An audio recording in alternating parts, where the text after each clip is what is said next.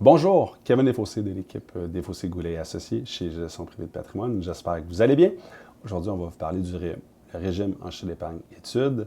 En gros, il y a un plafond cumulatif de 50 000 qu'on peut contribuer au bénéfice de chacun de nos enfants. Le plafond au niveau des subventions est de 7 200 au fédéral, soit 20 par année, et de 10 annuellement au provincial pour un plafond cumulatif de 3 600. Si on veut avoir le 30 combiné annuellement, c'est 2 500 qu'on doit investir par enfant pour le bénéfice futur de ses études. Maintenant, comment ça fonctionne de l'autre côté du spectre, une fois rendu à l'âge de décaisser ces sous-là?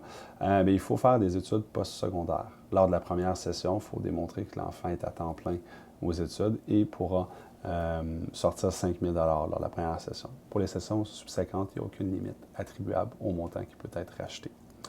Maintenant, pour nos clients entrepreneurs, avocats et professionnels de la santé, souvent une analyse qui doit être faite ou qui veut être faite de la part de nos clients pour comprendre le régime enrichissement d'épargne études et dans un deuxième temps, savoir si ça en vaut la peine de s'imposer de façon supplémentaire au niveau du revenu imposable personnel pour contribuer au bénéfice de nos enfants.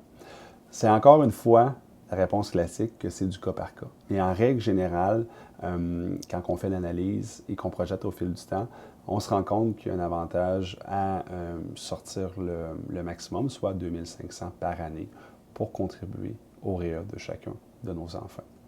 Évidemment, si vous avez des questions, je pense que l'idéal, c'est de prendre le temps qu'on s'assoie ensemble. Ça nous ferait plaisir d'analyser votre situation financière, votre portrait financier, vos investissements et de voir si le REA, ça en vaut la peine d'être maximisé à chacune des années au bénéfice de vos enfants. Si vous avez des questions, vous voyez l'adresse courriel au bas de l'écran. Veuillez prendre le temps de me contacter, puis on pourra prendre un moment pour se rencontrer et analyser votre situation dans le détail. Merci. Bonne journée.